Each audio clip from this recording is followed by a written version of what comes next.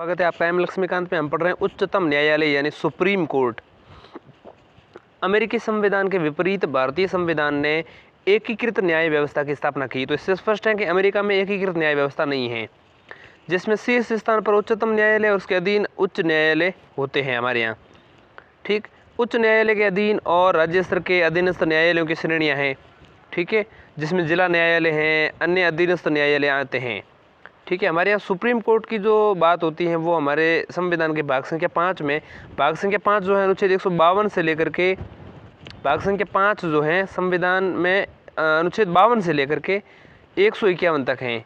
ठीक है, उसमें 148 से 151 तक जो हैं वो तो हैं कैग की बात हो रखी है। ठीक है, और 124 से 147 तक जो है वो सुप्रीम कोर्ट की बात होती है। 124 से 147 तक, अनुच्छेद 124 से 147 तक सुप्रीम कोर्ट की।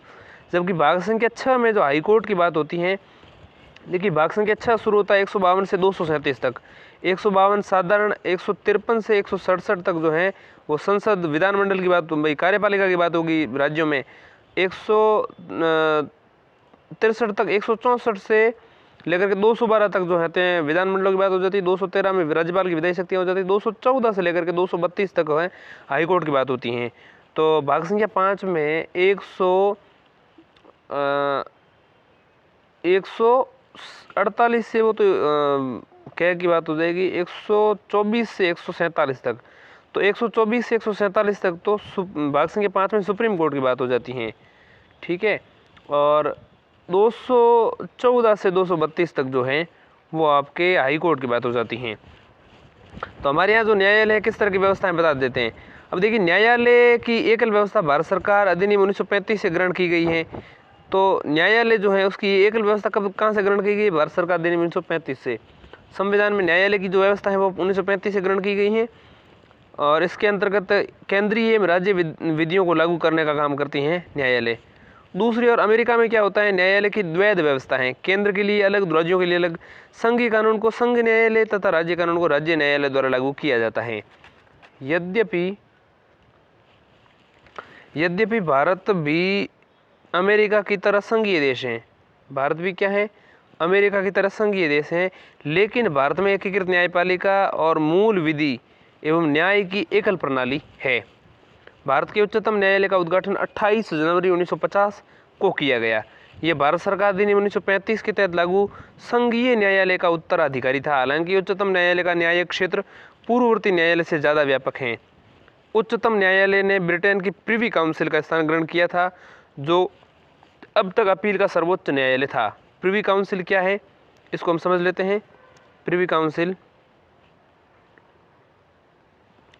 ध्यान दीजिएगा, प्रिवी काउंसिल का मतलब क्या है। देखिए, 1950 से पूर्व ब्रिटिश प्रिवी काउंसिल के पास न्यायाधिकार या न्यायिक अधिकार था कि भारत से अपील की सुनवाई वो करती थी। तो 1950 से पहले ब्रिटिश प्रिवी काउंसिल के पास अधिकार रहता था कि वो भारत से अपील की सुनवाई करती थी, लेकिन अब जो है ऐसा नहीं है। अब सुप्रीम कोर्ट 1950 की बात हो रही है। 1950 में सुप्रीम कोर्ट स्थापित हो चुका है। इसकी स्थापना जो है उच्चतम न्यायालय की 1950 में जनवरी महीने में 28 तारीख को हुई थी। तो 1950 जनवरी 28 यानी 28 जनवरी 1950 को उच्चतम न्यायालय यानी सुप्रीम कोर्ट की स्थापना की गई। 1935 के अधिनियम से हमने ये लिया था, और भारत सरकार अधिनियम 1935 के तहत संघीय न्यायालय का उत्तराधिकारी था। ठीक, हालांकि उच्चतम न्यायालय का न्यायिक क्षेत्र जो है पूर्ववर्ती न्यायालय से व्यापक है। प्रिवी काउंसिल की जगह ली थी, मैंने बताया था आपको। भारतीय संविधान के भाग 5 में मैंने जैसे बताया अनुच्छेद 124 से लेकर के 147 तक जो है उच्चतम न्यायालय के गठन, उसकी स्वतंत्रता, उसका न्यायिक क्षेत्र, उसकी शक्तियाँ, उसकी प्रक्रिया आदि का उल्लेख किया गया है। संसद भी उनकी विनियमन के लिए अधिकृत है, यानी कि जो गठन है, स्वतंत्रता है, न्यायिक क्षेत्र, शक्तियों में संसद विनियमन कर सकती है। अब हम समझते हैं सर्वोच्च न्यायालय की संरचना, उसकी नियुक्ति को लेकर के। देखिए, इस समय सर्वोच्च न्यायालय, उच्चतम न्यायालय जो है उसमें 34 न्यायाधीश, एक मुख्य न्यायाधीश जिसको हम कहते हैं chief justice of India CJI,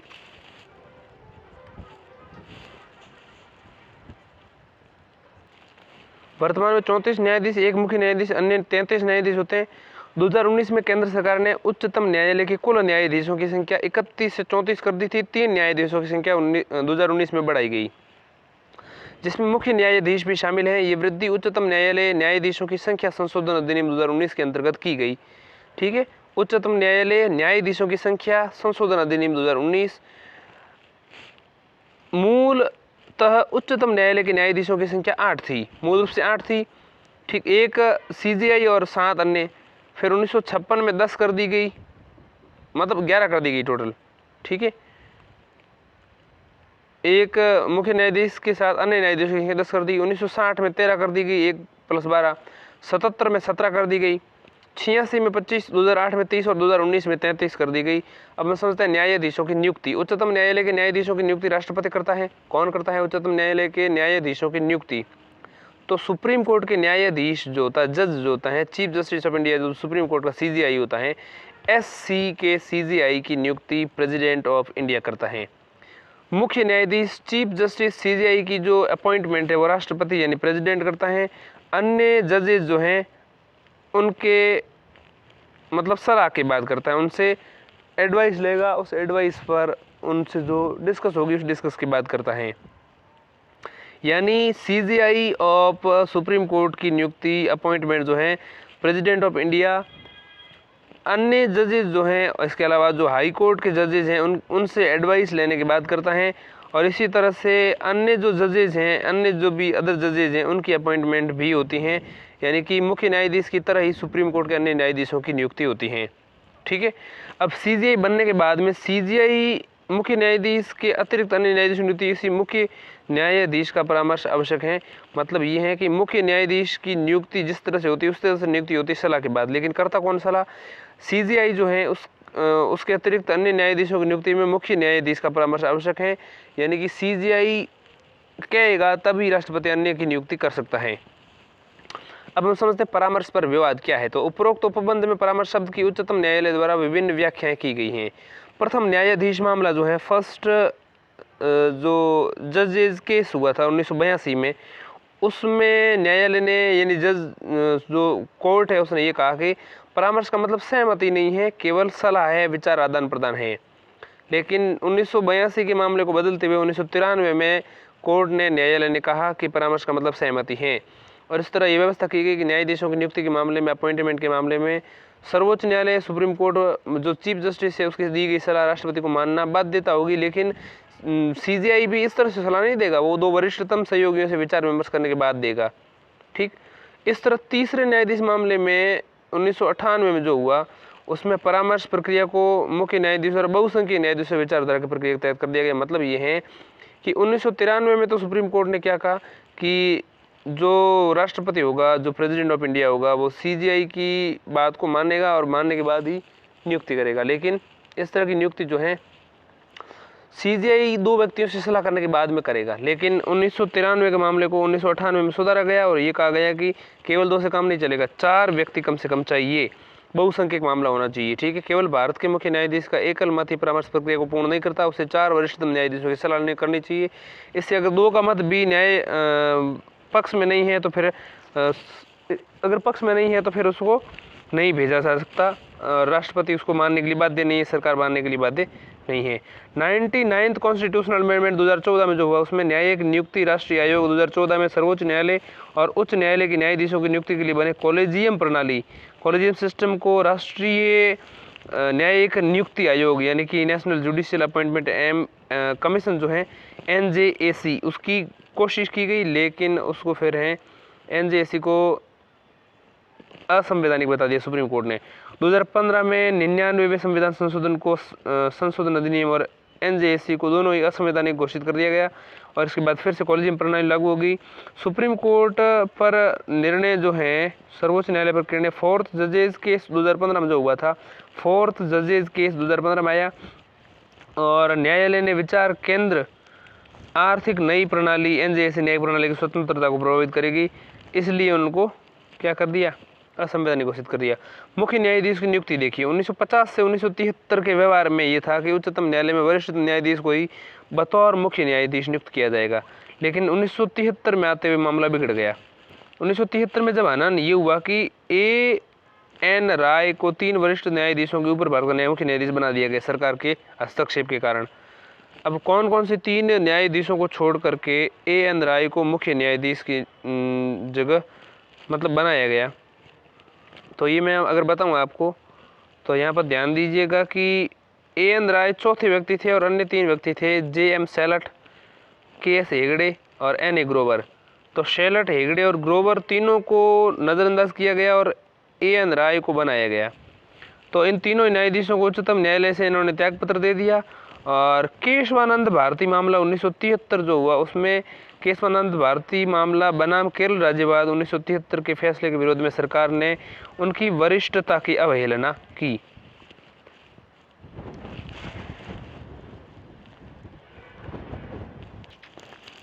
तो मुख्य न्यायाधीशों की नियुक्ति में देखिए 1950 से 1973 तक ठीक चलता रहा। 1973 में जो है A.N. राय को शेलट, हेगड़े और ग्रोवर से ऊपर न्यायाधीश बना दिया, तो तीनों ने त्यागपत्र दे दिया। ठीक है, तो इस तरह से हस्तक्षेप बढ़ा। 1977 में इसी तरह का मामला फिर आया। 1973 में तो ये हो गया, A.N. राय को हेगड़े, शेलट और ग्रोवर से ऊपर बनाया गया। और 1977 में M.U. बेग को वरिष्ठतम व्यक्ति के ऊपर बतौर मुख्य न्यायाधीश बनाया गया। तो इस तरफ खन्ना साहब फिर त्यागपत्र दे देते हैं। तो सरकार के इस निर्णय की स्वतंत्रता को उच्चतम न्यायालय ने दूसरे न्यायाधीश मामले 1993 में कम किया। दूसरा न्यायाधीश मामला जब 1993 में आया सामने, पहला तो 1972 का था, 1972 में, फिर 1993 में, फिर 1997 में। मैं मामला आपको अब तीनों बताऊं तो ये मामले जो है अलग अलग समय में आए। प्रथम न्यायाधीश मामला जो ये देखने को मिला था, एक सेकंड रुकिएगा, 1982 में, सॉरी 1982 में, 72 नहीं, 82 में पहला और 1993 में दूसरा, 1998 में तीसरा। तो ये जो दूसरा न्यायाधीश मामला हुआ था, इसी दूसरे न्यायाधीश मामले में, उसी दूसरे न्यायाधीश मामले में सुप्रीम कोर्ट ने, उच्चतम न्यायालय ने ये कहा कि बतौर न्यायाधीश जो है वो मुख्य न्यायाधीश जो है वरिष्ठतम व्यक्ति ही नियुक्त किया जाएगा। मतलब ये है कि वरिष्ठतम व्यक्ति के ऊपर कोई अन्य न्यायाधीश को मुख्य न्यायाधीश नहीं बनाया जा सकता। उच्चतम न्यायालय ने व्यवस्था दी कि उच्चतम न्यायालय के वरिष्ठतम न्यायाधीश को ही मुख्य न्यायाधीश CJI नियुक्त किया जा सकता है। अब हम वेतन, अर्हताएं और शपथ की बात करें तो न्यायाधीशों की अर्हताएं, उच्चतम न्यायालय का न्यायाधीश बनने के लिए किसी व्यक्ति में निम्नलिखित अर्हताएं होनी चाहिए। पहले उसे भारत का नागरिक होना चाहिए। दूसरी उसमें होनी चाहिए कि उसे किसी उच्चतम न्यायालय का कम से कम 5 वर्ष के लिए न्यायाधीश होना चाहिए, या फिर उसे न्यायालय या विभिन्न न्यायालयों में मिलाकर 10 वर्ष तक का वकील होना चाहिए, या फिर राष्ट्रपति के मत में उसे सम्मानित न्यायवादी होना चाहिए। तो इससे उपरोक्त स्पष्ट है कि भारत में संविधान उच्चतम न्यायालय के न्यायाधीश की नियुक्ति के लिए न्यूनतम आयु का उल्लेख नहीं करती है। शपथ या प्रतिज्ञान की बात करें तो उच्चतम न्यायालय के लिए नियुक्त न्यायाधीश को अपना कार्यकाल संभालने से पूर्व राष्ट्रपति या इस कार्य के लिए, यानी उच्चतम न्यायालय के CJI यानी नियुक्त न्यायाधीश को अपना कार्यकाल संभालने से पूर्व राष्ट्रपति या इसके कार्य के लिए उसके द्वारा नियुक्त शपथ लेनी होगी। और शपथ में वो क्या कहेगा? मैं संविधान के प्रति सच्ची श्रद्धा और निष्ठा रखूंगा, संप्रभुता अखंडता को अक्षुण्ण रखूंगा, योग्यता का, ज्ञान का, विवेक पद, कर्तव्यों का, भय, पक्षपात, अनुराग, द्वेष, मतलब इस तरह मैं पिघलूंगा, इसके साथ भी इसका पालन करूंगा ध्यान से, और संविधान और विधियों की मर्यादाएं बनाए रखूंगा। इस तरह से वो क्या लेता है? शपथ लेता है। इसके अतिरिक्त बात करें वेतन भत्ते की तो उच्चतम न्यायालय के न्यायाधीशों का वेतन भत्ता, विशेष अधिकार, अवकाश, पेंशन निर्धारण समय समय पर संसद द्वारा किया जाता है। वित्तीय आपातकाल के दौरान इसको कम भी किया जा सकता है। अब बात करें समय की, 2018 में मुख्य न्यायाधीश का वेतन प्रतिमाह 1 लाख रुपये से बढ़ा करके 2,80,000 रुपये कर दिया गया। 1 लाख रुपये था 2018 में प्रतिमाह, अब बढ़ा करके कर दिया 2018 में 2,80,000 मुख्य न्यायाधीश का, और अन्य का 90,000 से बढ़ाकर 2.5 लाख कर दिया गया। इसके अलावा उन्हें अन्य भत्ते भी दिए जाते हैं, आवास शुल्क सुविधाएं, चिकित्सा, कार, टेलीफोन इत्यादि सुविधाएं भी मिलती हैं। सेवानिवृत्त मुख्य न्यायाधीश और अन्य न्यायाधीशों की पेंशन उनके अंतिम माह के वेतन का 50% निर्धारित है। बात करते हैं कार्यकाल और निष्कासन की, तो न्यायाधीशों का कार्यकाल संविधान में उच्चतम न्यायालय के न्यायाधीशों का कार्यकाल तय नहीं किया गया है। हालांकि संबंध में निम्न 3 उपबंध बनाए गए हैं। पहला, वह 65 वर्ष की आयु तक पद पर बना रह सकता है। उसके मामले में किसी प्रश्न के उठने पर संसद द्वारा स्थापित संस्था इसका निर्धारण करेगी। इसके अलावा राष्ट्रपति को लिखित त्याग पत्र भी दे सकता है। तीसरा, संसद की सिफारिश पर राष्ट्रपति उसी पद से हटा सकता है या राष्ट्रपति द्वारा उसी पद से हटाया जा सकता है। अब न्यायाधीशों को हटाना देखें तो राष्ट्रपति के आदेश द्वारा उच्चतम न्यायालय के न्यायाधीश को हटाना पद से हटाया जा सकता है। राष्ट्रपति ऐसा तभी कर सकता है जब इस प्रकार हटाने जाने तो संसद द्वारा उसे सत्र में ऐसा संबोधन किया गया हो। इस आदेश को संसद के दोनों सदनों में विशेष बहुमत यानी कि सदन की कुल सदस्यता का जो है 2/3 होना चाहिए और उपस्थित का भी 2/3 होना चाहिए का समर्थन प्राप्त होना चाहिए। उसे हटाने का आधार उसका दुर्व्यवहार या सिद्ध कदाचार होना चाहिए। न्यायाधीश अधिनियम 1968, न्यायाधीश जांच अधिनियम 1968 उच्चतम न्यायालय के न्यायाधीश को हटाने के संबंध में महाभियोग की प्रक्रिया का उपबंध करता है। 1968 जो है न्यायाधीश जांच अधिनियम ये कहता है कि उच्चतम न्यायालय के न्यायाधीशों को हटाने के संबंध में महाभियोग की प्रक्रिया है और उसका उपबंध करता है। निष्कासन प्रस्ताव 100 सदस्यों, लोकसभा के मामले में 50 सदस्यों, राज्यसभा के मामले में मतलब 50 सदस्यों द्वारा हस्ताक्षर करने के बाद अध्यक्ष सभापति को दिया जाना चाहिए। निष्कासन कैसे होगा कि 100 सदस्य लोकसभा के, 50 सदस्य राज्यसभा के, दोनों में से कोई एक हो तो चल जाएगा। उसका हस्ताक्षर लिखित जो पत्र है वो लोकसभा है तो लोकसभा के अध्यक्ष को और राज्यसभा है तो राज्यसभा के सभापति को दिया जाना चाहिए। या फिर अध्यक्ष सभापति इस प्रस्ताव को शामिल कर भी सकते हैं या इसे अस्वीकार भी कर सकते हैं। तीसरा है कि यदि इसे स्वीकार कर लिया जाता है तो अध्यक्ष या सभापति को इसकी जांच के लिए 3 सदस्यीय समिति गठित करनी होगी। 3 सदस्यीय समिति गठित करनी होगी। चौथा, समिति में शामिल होना चाहिए किसको? एक तो मुख्य न्यायाधीश तथा उच्चतम न्यायालय का कोई न्यायाधीश, ठीक, या तो मुख्य न्यायाधीश या हाई कोर्ट का कोई भी या तो CJI होना चाहिए या फिर क्या है सुप्रीम कोर्ट का कोई भी जज, या दूसरा क्या हो सकता है किसी न्यायालय किसी कोर्ट का मुख्य न्यायाधीश हाई कोर्ट का या प्रतिष्ठित न्यायवादी हो सकता है। इसके अलावा यदि समिति न्यायाधीश को दुर्व्यवहार का दोषी या असक्षम पाती हैं तो सदन इस पर प्रस्ताव पर विचार कर सकता है। इसके अलावा छठा है, विशेष बहुमत से दोनों सदनों में प्रस्ताव पारित कर इसे राष्ट्रपति को भेजा जाता है। अंत में राष्ट्रपति न्यायाधीश को हटाने के लिए आदेश जारी कर देता है। और ये रोचक है कि उच्चतम न्यायालय के न्यायाधीश पर अब तक महाभियोग नहीं लगाया गया है। पहला एवं महाभियोग का मामला उच्चतम न्यायालय के न्यायाधीश वी रामास्वामी 1991 से 1993 का है। यदि भी जांच समिति ने दुर्व्यवहार का दोषी पाया और उन पर महाभियोग नहीं लगाया जा सका क्योंकि उन्होंने लोकसभा में पारित नहीं हो सका, कांग्रेस पार्टी मतदान से अलग हो गई। वी रामास्वामी न्यायाधीश जो है 1991 से 1993 के बीच रहे थे, उन पर पहला महाभियोग का मामला चला था। तो मुख्य न्यायाधीश यानी CJI को महाभियोग के द्वारा हटाया जाता है। अब हम समझते हैं कार्यकारी, तदर्थ और सेवानिवृत्त न्यायाधीश। कार्यकारी मुख्य न्यायाधीश, राष्ट्रपति किसी न्यायाधीश को भारत के उच्चतम न्यायालय का कार्यकारी मुख्य न्यायाधीश यानी chief justice of India CJI नियुक्त कर सकता है। कब कर सकता है? जब वो मुख्य न्यायाधीश का पद रिक्त मिलता हो तो। दूसरा है, अस्थायी रूप से मुख्य न्यायाधीश अनुपस्थित हो। तीसरा, मुख्य न्यायाधीश अपने दायित्वों के निर्वहन में असमर्थ हो। तदर्थ न्यायाधीश का क्या मतलब है?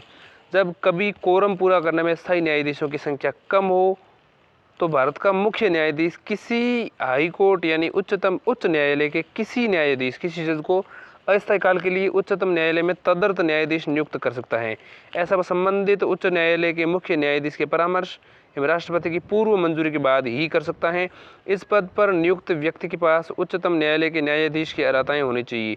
तदर्थ न्यायाधीश के पद पर नियुक्त होने वाले व्यक्ति को अन्य दायित्वों की तुलना में उच्चतम न्यायालय के न्यायाधीश के दायित्वों को ज़्यादा वरीयता देनी होगी। इस दौरान उसे उच्चतम न्यायालय के न्यायाधीशों की न्याय निर्णय शक्तियाँ और विशेष अधिकार प्राप्त होंगे। अब हम समझते हैं सेवानिवृत्त न्यायाधीश। किसी भी समय भारत का मुख्य न्यायाधीश उच्चतम न्यायालय या उच्च न्यायालय के सेवानिवृत्त न्यायाधीश से अल्पकाल के लिए उच्चतम न्यायालय में कार्य करने के लिए अनुरोध कर सकता है। ऐसा संबंधित व्यक्ति एवं राष्ट्रपति की पूर्व अनुमति के बाद ही किया जा सकता है। ऐसा न्यायाधीश राष्ट्रपति द्वारा निर्धारित भत्तों का उपभोग करने योग्य होता है। वह उच्चतम न्यायालय के अन्य न्यायाधीशों की तरह न्याय निर्णय शक्तियों और विशेषाधिकार का अधिकारी होगा, परंतु वह उच्चतम न्यायालय का न्यायाधीश नहीं माना जाएगा। अब समझते हैं स्थान और प्रक्रिया की। तो स्थान और प्रक्रिया का क्या मतलब है कि उच्चतम न्यायालय का स्थान क्या है? संविधान ने उच्चतम न्यायालय का स्थान दिल्ली घोषित किया है, लेकिन मुख्य न्यायाधीश को यह अधिकार है कि वो उच्चतम न्यायालय का स्थान कहीं और निर्धारित करे, लेकिन ऐसा निर्णय राष्ट्रपति की पूर्व अनुमति के बाद ही ले सकता है। यह व्यवस्था वैकल्पिक है, न कि अनिवार्य। इसका अर्थ यह है कि कोई भी न्यायालय न तो राष्ट्रपति और न ही मुख्य न्यायाधीश को यह निर्देश दे सकता है कि उच्चतम न्यायालय की पीठ कहीं और स्थापित की जाए। ठीक है, वैकल्पिक है, अनिवार्य नहीं है, कर सकते हैं, कोई ज़रूरी नहीं है। ठीक है, अब हम समझते हैं न्यायालय की प्रक्रिया। उच्चतम न्यायालय राष्ट्रपति की मंजूरी के बाद न्यायालय की प्रक्रिया और संचालन हेतु नियम बना सकता है। संवैधानिक मामलों एवं संदर्भों को राष्ट्रपति द्वारा अनुच्छेद 143 के अंतर्गत किया जाता है। देखिए, अनुच्छेद 124 से 147 तक जो है सुप्रीम कोर्ट की बात होती है, उसी के अंतर्गत अनुच्छेद 143 है। तो उच्चतम न्यायालय द्वारा राष्ट्रपति की मंजूरी के बाद न्यायालय की प्रक्रिया और संचालन हेतु नियम बना सकता है। उच्चतम न्यायालय यानी कोई भी सुप्रीम कोर्ट जो है राष्ट्रपति की मंजूरी के बाद में न्यायालय की प्रक्रिया और संचालन हेतु नियम बना सकता है। ठीक है, वो न्यायालय संवैधानिक मामलों एवं संदर्भों को राष्ट्रपति द्वारा अनुच्छेद 143 के तहत बनाया जाता है। और न्यायाधीशों की पीठ यानी 5 न्यायाधीशों द्वारा निर्मित किया जाता है। अन्य मामलों का निर्णय एकल न्यायाधीश और न्यायाधीशों की खंडपीठ करती हैं।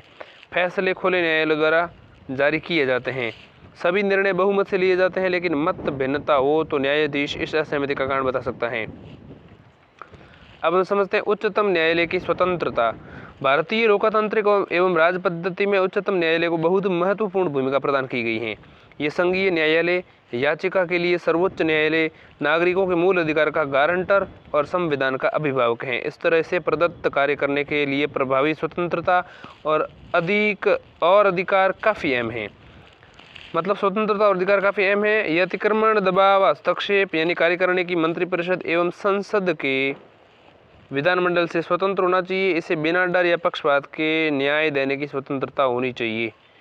संविधान ने उच्चतम न्यायालय सुप्रीम कोर्ट की स्वतंत्रता और निष्पक्ष कार्यकारण सुनिश्चित करने के लिए निम्नलिखित उपबंध किए हैं। पहला, नियुक्ति का तरीका। देखिए, स्वतंत्रता के लिए नियुक्ति का तरीका बेहद महत्वपूर्ण है। उच्चतम न्यायालय के न्यायाधीशों की नियुक्ति राष्ट्रपति, कैबिनेट यानी कैबिनेट जो है वो करती हैं, क्योंकि कैबिनेट का हिस्सा होता है राष्ट्रपति। न्यायिक सदस्यों अर्थात उच्चतम न्यायालय और उच्च न्यायालय के न्यायाधीश की सलाह से करता है। राष्ट्रपति जो है कैबिनेट के सदस्यों से सलाह के बाद करता है। ये व्यवस्था कार्यकारिणी के पक्षपात में कटौती करती है, तो पक्षपात इससे दूर होगा। इससे सुनिश्चित करती है कि न्यायिक नियुक्ति राजनीति पर आधारित नहीं होनी चाहिए। दूसरा है इसका कार्यकाल की सुरक्षा भी स्वतंत्रता के लिए महत्वपूर्ण कारक है। उच्चतम न्यायालय के न्यायाधीशों के कार्यकाल की सुरक्षा प्रदान की जाती है। उन्हें संविधान में उल्लिखित प्रावधानों के जरिए सिर्फ राष्ट्रपति हटा सकता है। इसका तात्पर्य है कि यद्यपि उनकी नियुक्ति राष्ट्रपति द्वारा होती है, लेकिन उनका कार्यकाल उसकी दया पर निर्भर नहीं करता है। यह इससे भी स्पष्ट होता है कि अब तक उच्चतम न्यायालय के किसी न्यायाधीश को हटाया या अभियोग नहीं चला जा सका है। तीसरी है निश्चित सेवा शर्तें। ये भी कार्यकाल की स्वतंत्रता को प्रोत्साहित करती हैं। निश्चित सेवा शर्तें का मतलब उच्चतम न्यायालय के न्यायाधीशों के वेतन, भत्ते, अवकाश, विशेषाधिकार, पेंशन का निर्धारण समय समय पर संसद द्वारा किया जाता है। इनके लिए प्रतिकूल ढंग से निर्मित नहीं किया जा सकता, सिवाय वित्तीय आपातकाल के दौरान। इस तरह इनको प्राप्त सुविधाएं पूरे कार्यकाल तक रहती हैं। इसके अलावा संचित निधि से व्यय का मतलब क्या है? उच्चतम न्यायालय के न्यायाधीशों का वेतन, कार्यालयीन व्यय, वेतन एवं पेंशन, अन्य प्रशासनिक खर्च संचित निधि पर भारित होते हैं। अतः संसद द्वारा इन पर मतदान नहीं कराया जा सकता, यद्यपि चर्चा की जा सकती है। इसके अलावा और कुछ कारक हैं, जैसे 5वां कारक जो है वो है न्यायाधीशों के आचरण पर बहस नहीं हो सकती। महाभियोग के अतिरिक्त संविधान में न्यायाधीशों के आचरण पर संसद में, राज्य विधानमंडल में बहस पर प्रतिबंध लगाए गए हैं। इसके अलावा 6वां कारण जो है वह सेवानिवृत्ति के कारण वकालत पर रोक है। मतलब यह है कि सेवानिवृत्ति न्यायाधीशों को भारत में कहीं भी न्यायालय या प्राधिकरण में कार्य करने की स्वतंत्रता नहीं है। ऐसा ये सुनिश्चित करने के लिए किया गया है कि निर्णय देते समय भविष्य का ध्यान न रखें।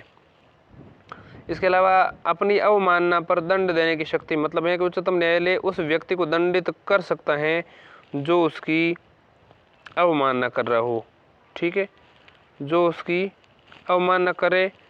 इसका तात्पर्य है कि इसके कार्यों एवं फैसलों की किसी इकाई द्वारा आलोचना नहीं की जा सकती। ये शक्ति उच्चतम न्यायालय को प्राप्त है कि वे अपने प्राधिकार, मर्यादा और प्रतिष्ठा को बनाए रखे। इसके अलावा एक कारक ये भी है कि अपना स्टाफ नियुक्त करने की स्वतंत्रता है। ये भी जो है न्यायालय की स्वतंत्रता को काफ़ी मजबूत करती हैं कि भारत के मुख्य न्यायाधीशों को बिना कार्यकारी के हस्तक्षेप के अधिकारियों एवं कर्मचारियों की नियुक्ति करने का अधिकार है। वह उनकी सेवा शर्तों को भी तय कर सकता है। इसके अलावा इसके न्याय क्षेत्र में कटौती नहीं की जा सकती। संसद को उच्चतम न्यायालय के न्यायिक क्षेत्र एवं शक्तियों में कटौती का अधिकार नहीं है। संसद कटौती नहीं कर सकती। न्यायिक क्षेत्र के शक्तियों में संविधान में इसके न्यायिक क्षेत्र और विभिन्न कार्यों का उल्लेख है। हालांकि संसद इसमें वृद्धि जरूर कर सकती है। कार्यपालिका से पृथक, तो कार्यपालिका से पृथक होने का भाव भी एक स्वतंत्रता प्रदान करता है। संविधान निर्देश देता है कि राज्य लोक सेवाओं के क्रियान्वयन के मसले पर कार्यपालिका को न्यायपालिका से अलग रखे। इसका मतलब है कि कार्यकारिणी को न्यायिक शक्तियों से अलग रखने का अधिकार, इसका मतलब ये है कि कार्यकारिणी को न्यायिक शक्तियों को रखने का अधिकार नहीं है। ठीक है, तदनुसार इसके कार्यान्वयन के उपरांत कार्यकारी प्राधिकारियों को न्यायिक प्रशासन में जो भूमिका है वो समाप्त हो गई है। अब हम समझते हैं न्यायालय की शक्तियाँ और क्षेत्राधिकार। संविधान में उच्चतम न्यायालय की व्यापक शक्तियों और क्षेत्राधिकार को उल्लेखित किया गया है। अमेरिकी उच्चतम न्यायालय की तरह यह न केवल संघीय न्यायालय बल्कि British House of Lords British संसद के उच्च सदन की तरह अपील का अंतिम न्यायालय है, बल्कि संविधान में भारत के नागरिकों के अधिकारों का व्याख्याता और गारंटर भी हैं। इसके अलावा यह परामर्शदात्री एवं सर्वोच्च शक्ति है। इसलिए संविधान की प्रारूप समिति के सदस्य अल्लादी कृष्णा स्वामी अय्यर ने कहा था कि भारत के उच्चतम न्यायालय को विश्व के किसी अन्य सर्वोच्च न्यायालय की तुलना में ज़्यादा व्यापक शक्तियाँ प्राप्त हैं। उच्चतम न्यायालय की शक्ति न्यायिक क्षेत्रों को निम्न तरीके से वर्गीकृत किया जा सकता है। पहला है मूल क्षेत्राधिकार, दूसरा है न्यायिक क्षेत्राधिकार, ठीक है, न्यायाधीश क्षेत्राधिकार, मूल क्षेत्राधिकार, अपीलीय क्षेत्राधिकार, सलाहकार क्षेत्राधिकार, अभिलेखों का न्यायालय, इसके अलावा न्यायिक समीक्षा की शक्ति और अन्य शक्तियाँ। तो हम समझते हैं सबसे पहले मूल क्षेत्राधिकार। उच्चतम न्यायालय द्वारा भारत के संघीय ढांचे की विभिन्न इकाइयों के बीच किसी विवाद पर संघीय न्यायालय की तरह निर्णय देता है। मतलब ये है कि उच्चतम न्यायालय किसी भी प्रकार की संघीय ढांचे की विभिन्न इकाइयों के बीच में विवाद होता है तो संघीय न्यायालय की तरह ही निर्णय देता है। किसी भी विवाद को जो केंद्र व एक या एक अधिक राज्यों के बीच में हो रहा हो तो वहाँ पर सुप्रीम कोर्ट देगा निर्णय। इसके अलावा केंद्र एवं कोई राज्य या राज्यों का एक तरफ होना या एक से अधिक राज्यों का दूसरी तरफ होना या दो से अधिक राज्यों के बीच में कोई भी विवाद होता है वहाँ पर मूल क्षेत्राधिकार का प्रयोग करते हुए ही सुप्रीम कोर्ट उच्चतम न्यायालय निर्णय देता है। उपरोक्त संघीय विवाद पर उच्चतम न्यायालय में विशेष मूल न्यायिक क्षेत्र निहित है। विशेष का अभिप्राय है किसी अन्य न्यायालय को विवादों से निपटने के लिए इस तरह की शक्तियाँ प्राप्त नहीं है, यानी हाई कोर्ट्स को इस तरह की शक्तियाँ प्राप्त नहीं है। सुप्रीम कोर्ट के विशेष आधारभूत न्यायाधिकरण के संबंध में दो बिंदुओं को ध्यान रखना चाहिए। ठीक है, उच्चतम न्यायालय के विशेष आधारभूत न्यायाधिकरणों के संबंध में तो पहला यह है कि विवाद ऐसा होना चाहिए जिस पर विधिक अधिकार निहित हो। इस तरह राजनीतिक प्रकृति का प्रश्न इसमें समाहित नहीं है। दूसरा, किसी नागरिक द्वारा केंद्र या राज्य के विरुद्ध लाए गए मामले को इसके अंतर्गत स्वीकार नहीं किया जा सकता। ठीक है, मतलब दूसरा है कि नागरिक द्वारा केंद्र या राज्य के विरुद्ध लाए गए मामले को स्वीकार नहीं कर सकते। इस तरह उच्चतम न्यायालय के इस न्यायिक क्षेत्र में निम्नलिखित समाहित नहीं है। पहला, कोई विवाद जो पूर्व संवैधानिक संधि, समझौता, प्रसंविदा, सनद या अन्य समान संस्थाओं को लेकर के उत्पन्न हुआ हो।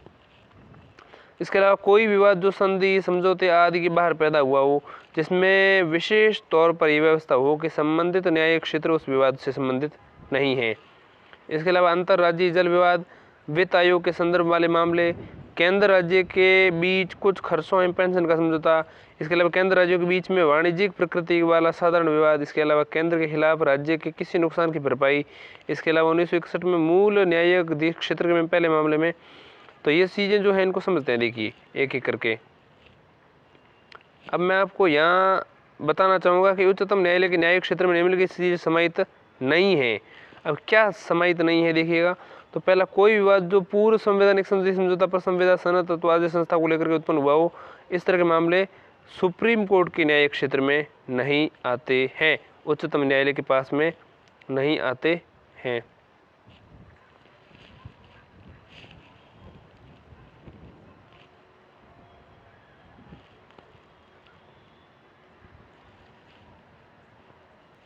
अब देखिए यहाँ पर मैंने दो चीज़ों का जब जिक्र किया तो एक तो अंतर सरकारी समझौते देखते हैं। तो अंतर सरकारी समझौते किस तरह के समझौते हैं, जैसे राज्यों के बीच में समझौता हो, केंद्र राज्य के बीच में समझौता हो, तो इस तरह के समझौते अंतर सरकारी समझौते कहलाते हैं।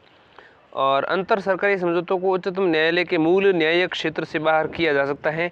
दोनों के बीच विवाद की स्थिति में यदि कोई मसला हो तो इस तरह के अलावा अंतर्राज्यीय जल विवाद अधिनियम 1956 में उच्चतम न्यायालय के न्यायिक क्षेत्र को अंतर्राज्यीय पानी और नदी एवं नदी घाटी पर नियंत्रित व बंटवारे के मसले पर मूल न्यायिक क्षेत्र से बाहर किया।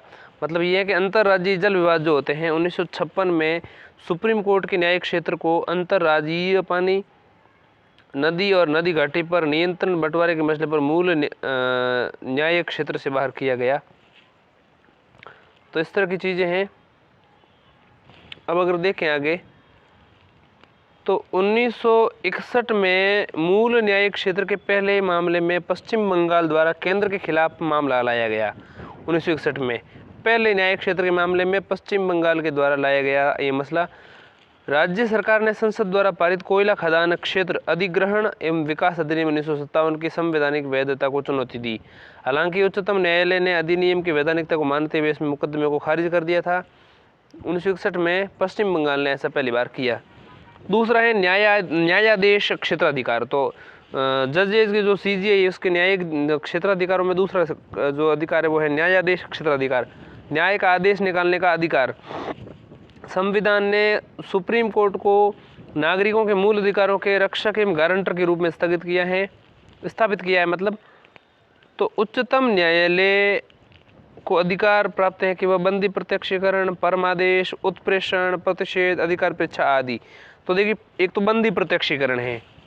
बंदी प्रत्यक्षीकरण का मतलब बंदी को प्रत्यक्ष प्रस्तुत किया जाए। परमादेश का मतलब हम आदेश देते हैं। उत्प्रेषण है, प्रतिषेध है और अधिकार परीक्षा है। तो बंदी प्रत्यक्षीकरण, परमादेश, उत्प्रेषण, प्रतिषेध और अधिकार परीक्षा आदि सुप्रीम कोर्ट से संबंधित रिटर्न निकालने का अधिकार हैं। तो ये कहलाते हैं न्यायाधीश क्षेत्राधिकार। तो न्यायादेश जारी कर विक्षिप्त नागरिकों के मूल अधिकार की रक्षा कर सकती है सुप्रीम कोर्ट।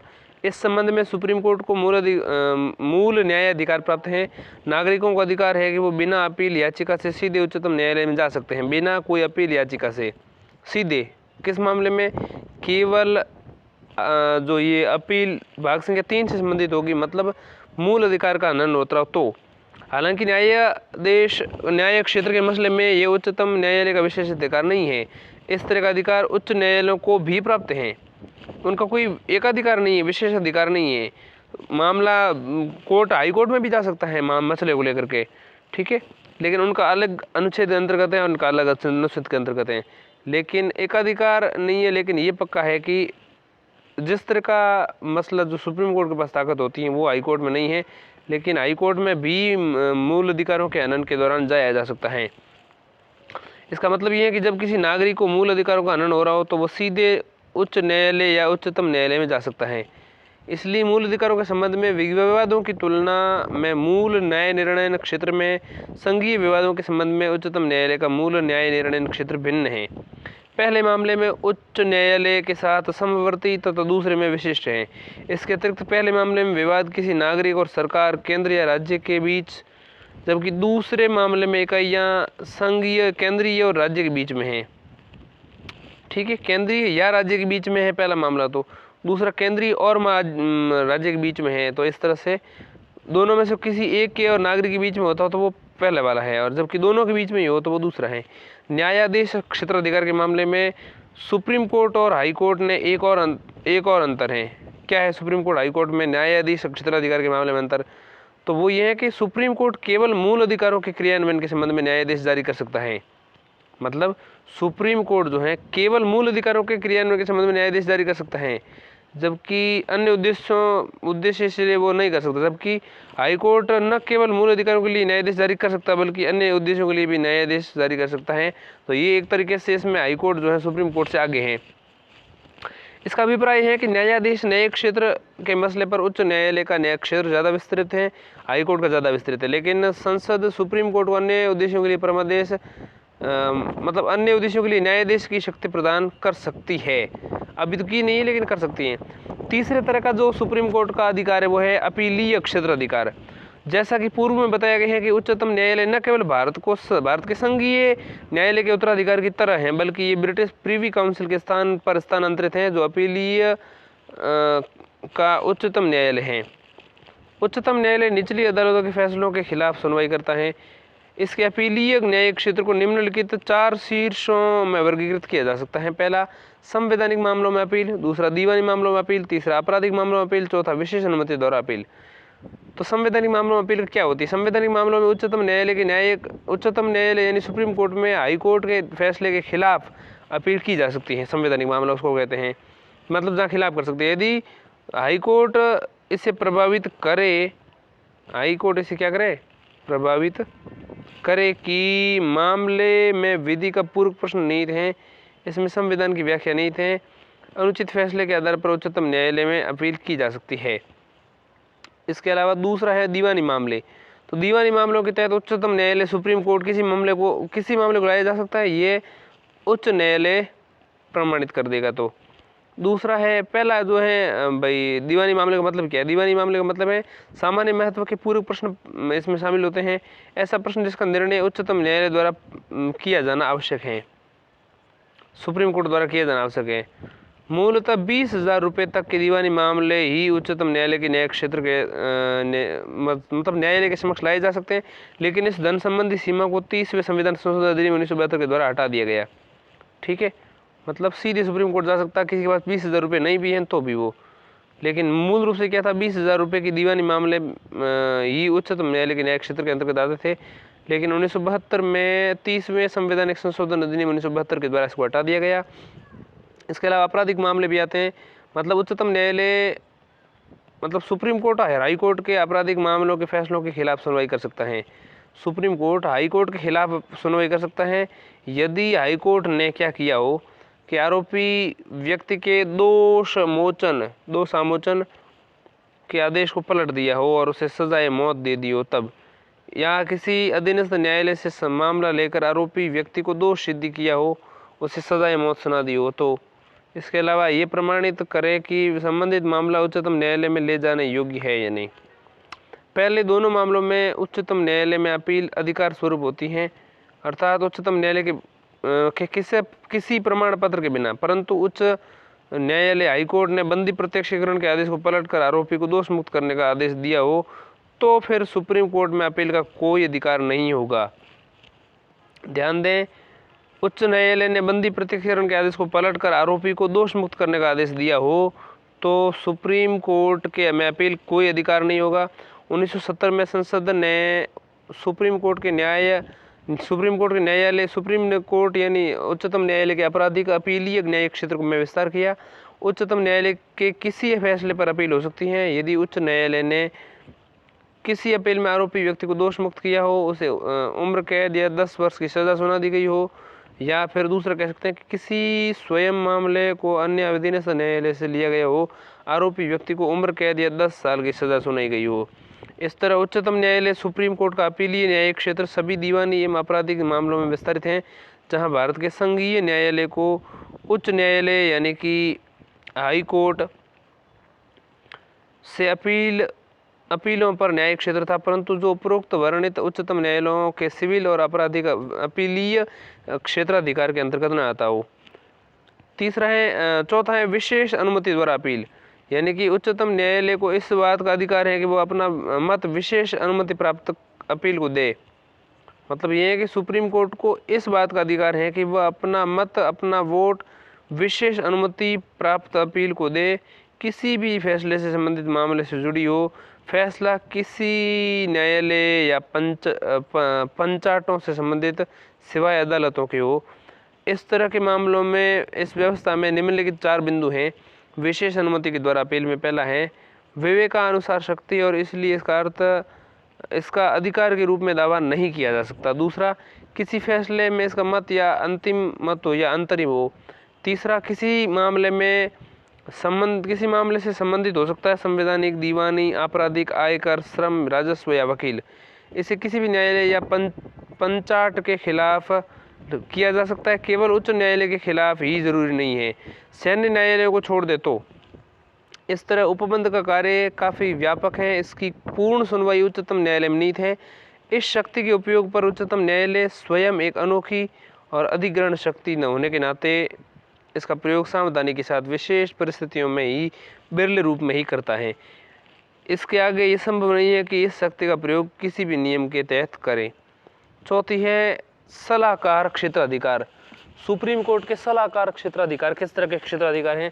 अनुच्छेद 143 राष्ट्रपति को 2 श्रेणियों के मामले में उच्चतम न्यायालय से राय लेने का अधिकार है। पहला कि सार्वजनिक महत्व के किसी मसले पर विधिक प्रश्न उठने पर। दूसरा, किसी पूर्व संवैधानिक संधि, समझौते, प्रसंविदा आदि सनद मामलों पर किसी विवाद के उत्पन्न होने पर। और इस तरह के विवाद देखे गए हैं। इस तरह के विवाद पहले देखे गए हैं। मैं आपको बता देता हूँ इस तरह के विवाद कब देखे गए। 1947 से 1950 के दौरान केंद्र सरकार द्वारा शाही शासन के बीच में संधि और प्रतिज्ञा पत्र जो हैं वो इस तरह के विवादों में आते हैं।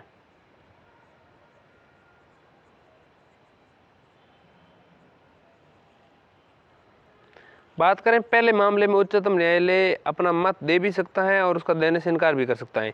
दूसरे मामले में उच्चतम न्यायालय द्वारा राष्ट्रपति को अपना मत देना अनिवार्य है। दोनों ही मामलों में उच्चतम न्यायालय का मत सिर्फ सलाह होती है। इस तरह राष्ट्रपति के लिए बाध्य नहीं है इस सलाह को वो माने। यदि भी सरकार अपने निर्णय लिए जाने के संबंध में इसके लिए प्राधिकृत विधिक सलाह प्राप्त करती हैं। अब तक 2013 में राष्ट्रपति द्वारा अपने सलाहकारी क्षेत्राधिकार के अंतर्गत, जो कि परामर्शक क्षेत्राधिकार के रूप में जाना जाता है, सर्वोच्च न्यायालय को 15 मामले संदर्भित किए हैं, जो कि कालानुक्रम से निम्नवत हैं। पहला, दिल्ली विधि अधिनियम, दिल्ली लॉ एक्ट 1951।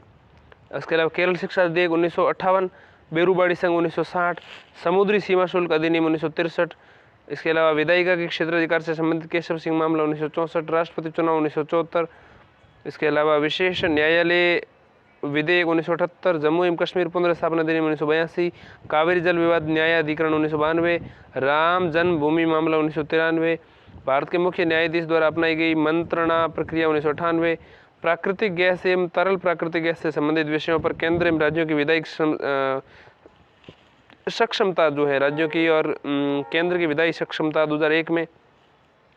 इसके अलावा चुनाव आयोग के गुजरात विधानसभा चुनाव को स्थगित करने के निर्णय की संवैधानिक वैधता 2002 में। इसके अलावा 2004 में पंजाब समझौते को समाप्त करने संबंधी अधिनियम जो आया था, Punjab termination of agreements act 2004। इसके अलावा 2G स्पेक्ट्रम मामले में आया निर्णय तथा प्राकृतिक संसाधनों की सभी क्षेत्रों में नीलामी कर बाध्यकारी बनाया जाना 2012 में।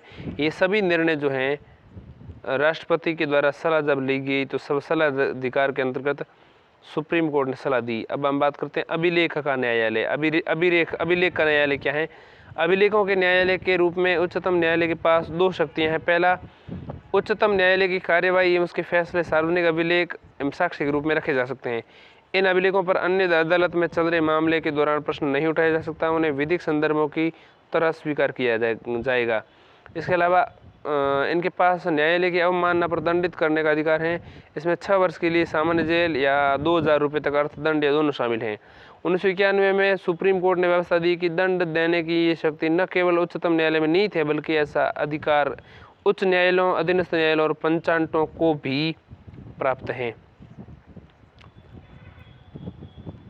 न्यायालय की अवमानना सिविल या आपराधिक दोनों प्रकार की हो सकती है। सिविल अवमानना का मतलब है स्वेच्छा से किसी फैसले, आदेश, न्यायाधीश की अवहेलना, जबकि आपराधिक अपमानना का अर्थ है ऐसी सामग्री का प्रकाशन, ऐसा कार्य करना जिसमें न्यायालय की स्थिति को कमतर आंकना, उसको बदनाम करना या न्यायिक प्रक्रिया में बाधा पहुंचाना या न्याय प्रशासन को किसी भी तरीके से रोकना।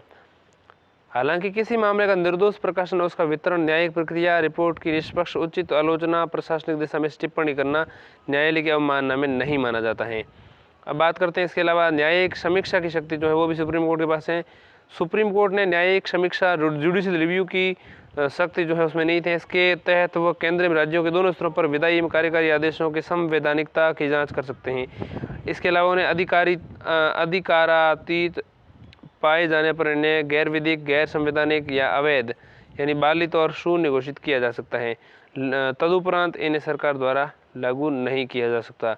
इसके अलावा संवैधानिक व्याख्या यानी अर्थ विवेचन, सर्वोच्च न्यायालय का अंतिम व्याख्याता करता और अर्थ विवेचना करता है वो, ठीक है, संवैधानिक व्याख्या करता है वो अर्थ विवेचन में। ये संविधान में निहित प्रावधानों तथा उसमें उपयोग की गई शब्दावली की भावना तथा निहित अर्थों के विषय में अंतिम पाठ कथन प्रस्तुत कर सकता है। संविधान की व्याख्या करते समय सर्वोच्च न्यायालय अनेक सिद्धांतों व मतों का मार्गदर्शन लेता है। दूसरे शब्दों में संविधान की व्याख्या में विविध सिद्धांतों का उपयोग करता है जो कि निम्नलिखित हो सकते हैं। पहला, पृथक्करणीयता का सिद्धांत, डॉक्ट्राइन ऑफ सेवरेबिलिटी। दूसरा, छूट का सिद्धांत, डॉक्ट्राइन ऑफ वेवर। तीसरा है आच्छादन का सिद्धांत, डॉक्ट्राइन ऑफ इक्लिप्स। चौथा है क्षेत्रीय प्रादेशिक संबंध का सिद्धांत यानी डॉक्ट्राइन ऑफ टेरिटोरियल नेक्सस। इसके अलावा तत्व एवं सार का सिद्धांत यानी doctrine of pith and substance. इसके अलावा छद्म विभाजन का सिद्धांत यानी डॉक्ट्राइन ऑफ कॉलरेबल लेजिस्लेटिव। तो कॉलरेबल लेजिस्लेटिव छद्म विधान का सिद्धांत। इसके अतिरिक्त अंतर्निहित शक्तियों का सिद्धांत यानी डॉक्ट्राइन ऑफ इम्प्लाइड पावर। इसके अलावा doctrine of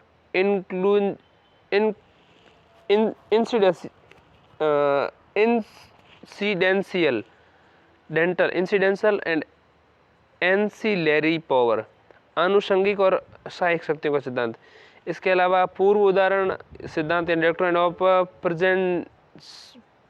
precedent, doctrine of president यानी कि पूर्व उदाहरण। इसके अलावा अधिकृत क्षेत्र का सिद्धांत यानी डॉक्ट्राइन ऑफ ऑक्यूपाइड फील्ड। इसके अलावा संभावित अधिरोहण का सिद्धांत यानी डॉक्ट्राइन ऑफ प्रोस्पेक्टिव ओवरलगिंग।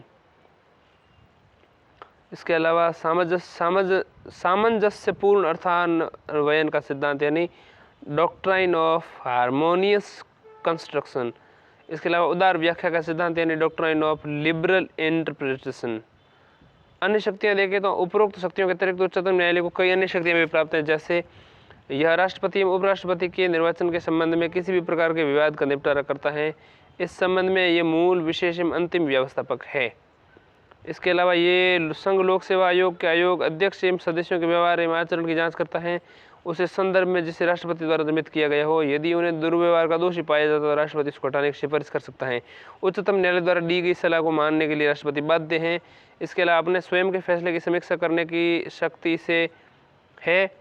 इस तरह अपने पूर्व के फैसले पर अडिग रहने को बाध्य नहीं है। सामुदायिक हितों और न्याय के हित में वह इसे हटकर भी फैसला ले सकता है।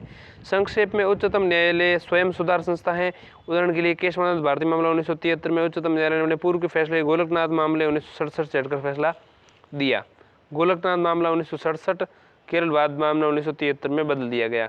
इसके अलावा उच्चतम न्यायालय में लंबित पड़े मामलों को ये मंगवा सकता है और उनका निपटारा कर सकता है। या किसी लंबित मामले या अपील को एक उच्चतम न्यायालय से दूसरे स्थानांतरित भी कर सकता है। इसके अलावा इसकी विधियां भारत में सभी न्यायालयों के लिए बाध्य हैं। इसके लिए डिक्री या आदेश पूरे देश में लागू होते हैं। इसके अलावा सभी प्राधिकारी, सिविल या न्यायिक जो भी हैं उच्चतम न्यायालय की सहायता में कार्य करते हैं। इसे न्यायिक अधीक्षण की शक्ति प्राप्त है। इसका देश के सभी न्यायालयों एवं पंचाटों के क्रियाकलापों पर नियंत्रण है। उच्चतम न्यायालय के न्यायिक क्षेत्र में शक्तियों को केंद्रीय सूची से संबंधित मामलों पर विशेष संसद द्वारा विस्तारित किया जा सकता है और इसके न्यायिक क्षेत्र एवं अन्य मामलों में केंद्र एवं राज्यों के बीच में विशेष समझौते के तहत विस्तारित किए जा सकते हैं। अब हम समझते हैं उच्चतम न्यायालय के अधिवक्ता।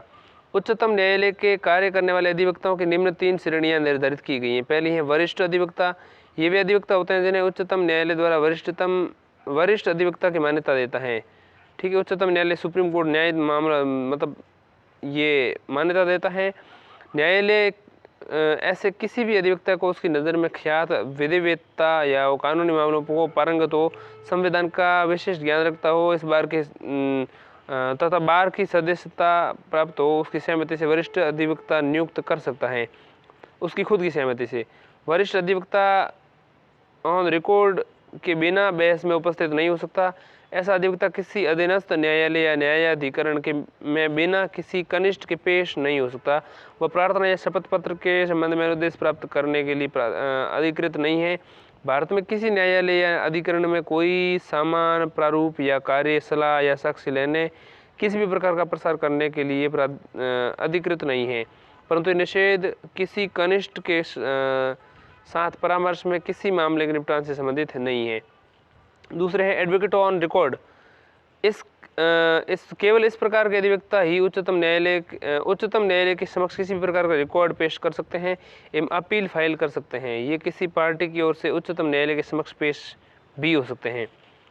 तीसरे हैं अन्य अधिवक्ता। ये अधिवक्ता होते हैं जिनका नाम अधिवक्ता अधिनियम 1961 के अंतर्गत राज्य बार काउंसिलों में दर्ज होता है। ये किसी पार्टी की ओर से उच्चतम न्यायालय के समक्ष पेश हो सकते हैं और बहस कर सकते हैं, लेकिन इन्हें उच्चतम न्यायालय में कोई दस्तावेज मामला दायर करने का अधिकार नहीं होता है। अब हम समझते हैं भारतीय उच्चतम न्यायालय और अमेरिकन उच्चतम न्यायालय में क्या अंतर है। फिर हम जो है आर्टिकल्स को समझ लेंगे और हमारा अध्याय समाप्त कर लेंगे।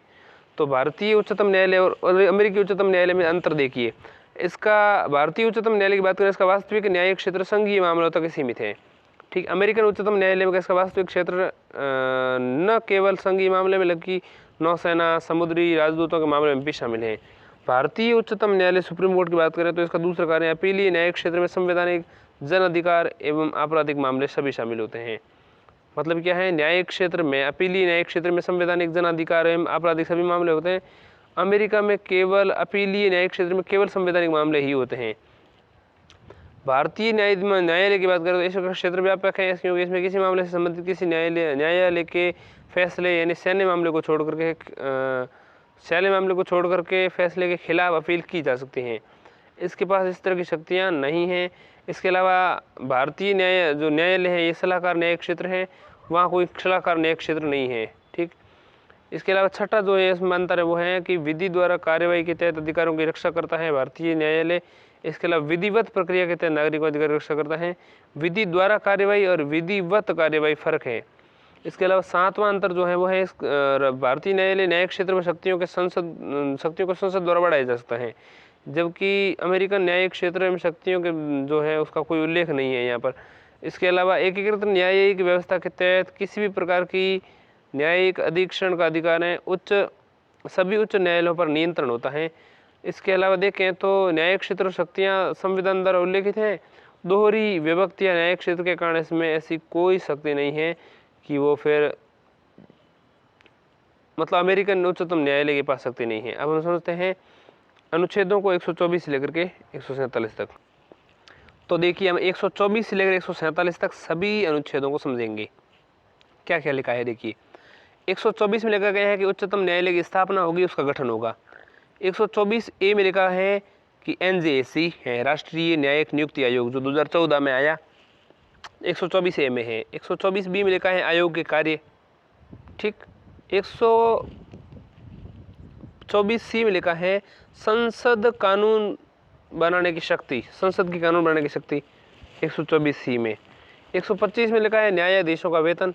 126 में कार्यकारी मुख्य न्यायाधीश की नियुक्ति, 126 मुख्य न्यायाधीश की नियुक्ति। ठीक है, 127 में तदर्थ न्यायाधीशों की नियुक्ति और 126 में नहीं 127 में है। 125 में तो है न्यायाधीशों का वेतन, 126 में कार्यकारी मुख्य न्यायाधीश की नियुक्ति, 127 में तदर्थ न्यायाधीशों की नियुक्ति, 128 में उच्चतम न्यायालय की बैठकों में सेवानिवृत्त न्यायाधीशों की उपस्थिति, 129 में अभिलेख न्यायालय के रूप में उच्चतम न्यायालय, 130 में उच्चतम न्यायालय का आसन, 131 में उच्चतम न्यायालय का मूल क्षेत्राधिकार। 131A में है केंद्रीय कानूनों की संवैधानिक वैधता से संबंधित प्रश्नों के बारे में उच्चतम न्यायालय का विशेष क्षेत्राधिकार जो निरस्त हो चुका है। 131A 132 में लिखा है उच्चतम न्यायालय का कुछ मामलों में उच्चतम न्यायालय से अपील के मामले में अपीली क्षेत्राधिकार। 133 में लिखा है 133 में लिखा है सिविल मामलों में उच्च न्यायालय में अपील से संबंधित उच्चतम न्यायालय का अपीलीय क्षेत्राधिकार। सिविल मामलों में कोई हाई कोर्ट से मामला सुप्रीम कोर्ट में आता है तो 133 के अंतर्गत। 134 में है उच्चतम न्यायालय का आपराधिक मामलों में क्षेत्राधिकार। सिविल मामलों में 133 में, 134 में आपराधिक मामलों में। 134A में लिखा है उच्चतम न्यायालय में अपील के लिए प्रमाण पत्र। 135 क्या है, उच्चतम न्यायालय द्वारा वर्तमान कानूनों के अंतर्गत संघीय न्यायालय के क्षेत्राधिकार तथा शक्तियों का उपयोग। 135 के बाद 136 में देखें तो उच्चतम न्यायालय द्वारा अपील के लिए विशेष अवकाश। 137 में लिखा है उच्चतम न्यायालय द्वारा निर्णयों तथा आदेशों की समीक्षा। 138 में लिखा है उच्चतम न्यायालय के क्षेत्राधिकार को विस्तारित करना। 139 में लिखा है कतिपय विषयों पर रिट जारी करने की उच्चतम न्यायालय की क्षेत्रीय शक्ति, जिसमें बंदी प्रत्यक्षीकरण है, परमादेश है, उत्प्रेषण है, इसके अलावा प्रति निषेध है, इसके अलावा उत्प्रेक्षा है, इस तरह की चीज़ें हैं। उत्प्रेषण, ठीक है। 139 में एक लिखा है कतिपय विषयों पर रिट जारी करने की उच्चतम न्यायालय की शक्ति। 139 ए में लिखा कुछ मामलों का हस्तांतरण। 140 में लिखा है उच्चतम न्यायालय की अनुषांगिक शक्तियाँ। 141 में लिखा है उच्चतम न्यायालय सुप्रीम कोर्ट की घोषित सभी मामलों में सभी जो कोर्ट्स हैं उसमें लागू करना। 142 में लिखा है सुप्रीम कोर्ट के आदेशों साथ ही उसके अन्वेषण आदि से संबंधित आदेशों का प्रवर्तन कराना। 143 में लिखा राष्ट्रपति की उच्चतम न्यायालय से सलाह लेने की शक्ति। 144 में लिखा सिविल और न्यायिक अधिकारियों का उच्चतम न्यायालय का सहायक होना। 144 में लिखा कानून की संवैधानिक वैधता से जुड़े हुए प्रश्नों के विस्तारण के लिए विशेष प्रावधान। 145 में लिखा है न्यायालय के नियम। 146 में लिखा है उच्चतम न्यायालय के पदाधिकार तथा सेवक एवं व्यय। 147 में लिखी व्याख्या। इस तरह जो है हमारा ये सुप्रीम कोर्ट वाला अध्याय समाप्त हो जाता है। इसके पश्चात न्यायिक समीक्षा जो है इसको हम आगे करेंगे। ये बहुत बड़ा नहीं, मुश्किल से 15-20 मिनट का है। न्यायिक सक्रियता जो है ये भी 10-15 मिनट की है। जनहित याचिका जो है ये भी 10 मिनट की भी नहीं है, 5-7 मिनट की है। इस तीनों को हम बाद में समझेंगे, अभी नहीं।